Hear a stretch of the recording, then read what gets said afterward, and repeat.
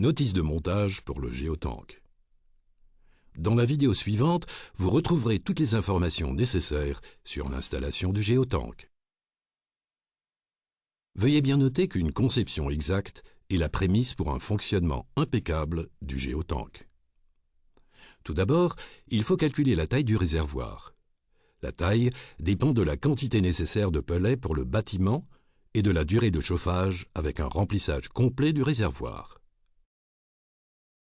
Le calcul est fait de manière optimale si un remplissage suffit pour 6 mois au minimum et pour 18 mois au maximum. La prochaine étape est de trouver autour du bâtiment l'endroit optimal pour l'installation du géotank. Cependant, la distance entre la chaudière et le silo est à prendre en considération. La distance maximale est de 15 mètres. De plus, il faut considérer la différence de hauteur. Ces distances sont indiquées dans les instructions du fabricant de votre chaudière. De plus, l'accès pour le camion souffleur au géotank doit être assuré. La distance entre le camion souffleur et le géotank ne doit pas dépasser 15 mètres, afin que le géotank puisse être rempli avec une pression maximale de 0,2 bar. Attention! L'étape suivante est particulièrement importante. Quelle est la qualité du sol dans lequel le géotank doit être enterré? Il y a un sol bien perméable à l'eau, par exemple du gravier, ou un sol imperméable, par exemple des sols cohésifs, argileux ou limoneux. Mais pourquoi faut-il prêter beaucoup d'attention à ce sujet déjà pendant la période de la conception? Le sol perméable à l'eau permet l'évacuation des eaux par infiltration, ce qui évite la poussée verticale du géotank. Dans un sol cohésif ou limoneux, l'eau ne peut pas être évacuée. Par conséquent, l'eau s'accumule et si le niveau de l'eau est élevé et la pression de l'eau augmente, le géotank remonte. Afin d'éviter des situations semblables en cas de sols durs qui sont imperméables à l'eau, il faut prévoir un drainage. Vous avez deux possibilités. Comme vous voyez ici, vous pouvez installer un tube de drainage qui assure un écoulement de l'eau au canal, où l'eau doit être pompée à l'aide d'une pompe. Si l'installation du géotank est effectuée à flanc de coteau, il faut prévoir un mur de protection ou enrober le réservoir de béton pour le protéger de la pression de la terre. Afin d'éviter la remontée du réservoir par pression hydrostatique, il faut le reboucher avec du béton couche par couche, environ 50 cm de hauteur par couche. La couche précédente doit être complètement sèche avant de passer à la suivante. Pour réduire ce temps d'attente et accélérer la solidification du béton, vous avez la possibilité d'ajouter des additifs chimiques. Par construction, le couvercle du puits de dôme n'est pas hermétique. Il est vrai que l'intérieur du puits de dôme est résistant à l'eau. Toutefois, il ne doit pas être inondé.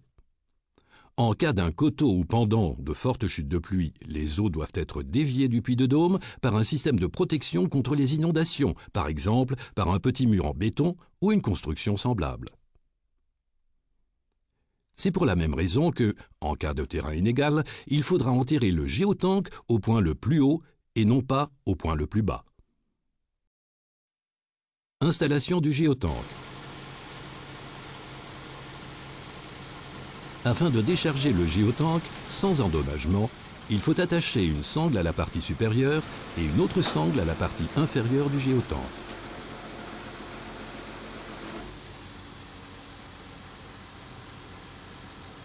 Ensuite, ces sangles doivent être reliées avec une troisième sangle qui forme une dragonne.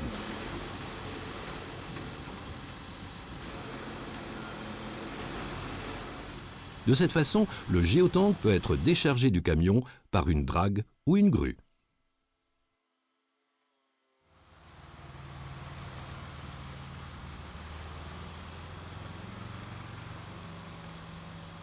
Avant l'installation du géotank, il faut contrôler si le matériel livré a éventuellement été endommagé au cours du transport. Si vous trouvez des fissures ou des trous sur la surface extérieure, le tank ne doit être installé en aucun cas.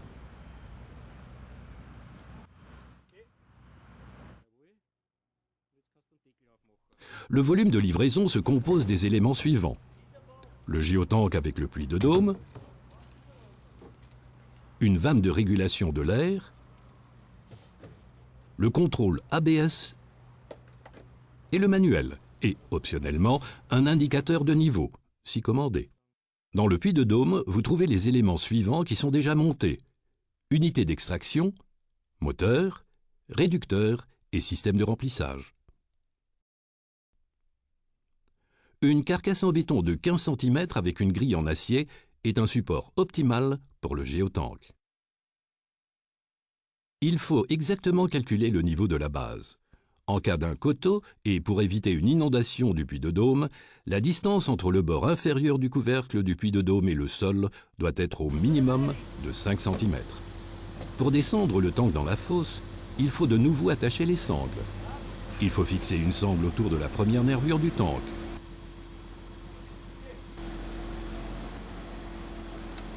Ensuite, il faut infiler une autre sangle qui doit former une dragonne. De cette façon, le géotank peut être soulevé par une drague et descendu dans la fosse.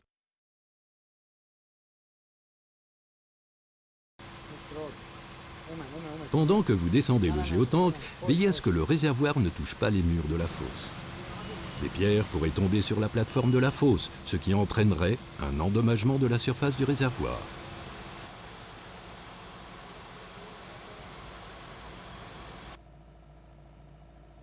Avant que le tank ne soit descendu complètement et touche la base en béton, il faut positionner la trappe de service pour les tubes d'alimentation et de retour d'air en direction de la maison.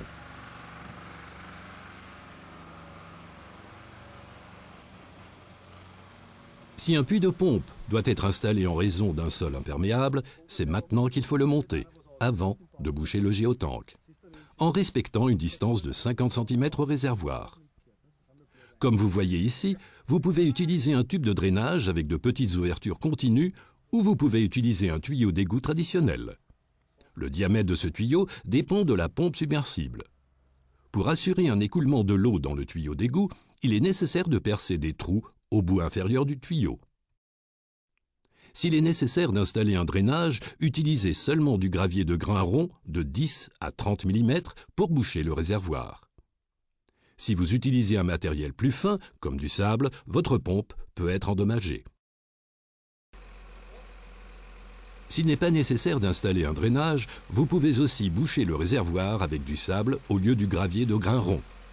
N'utilisez pas de terre de déblai ou de pierraille. Il faut boucher le réservoir couche par couche, environ 50 cm de hauteur par couche, et ensuite comprimer le remblaiement en utilisant un compacteur à main ou les pieds. N'utilisez pas le compresseur mécanique.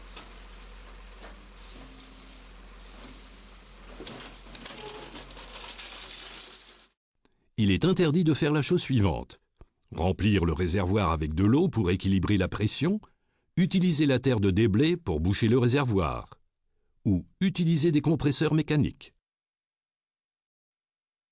Maintenant, il faut boucher le réservoir jusqu'à la première nervure du réservoir avec du gravier de grain rond ou du sable. La partie restante au-dessus doit être remplie avec du béton, armature incluse. Le géotank est équipé d'une purge de l'eau de pluie. Cette purge sert à enlever l'eau qui aurait pu pénétrer dans le réservoir. Couvercle ouvert sous la pluie. Un tuyau ou un tube d'un diamètre d'1 pouce aboutissant à un canal ou à un puits perdu doit être branché à la purge. L'écoulement de l'eau doit toujours être assuré. Nous espérons que les informations contenues dans cette vidéo vous faciliteront le montage du géotank. Si vous désirez avoir plus d'informations, vous pouvez aussi consulter notre site internet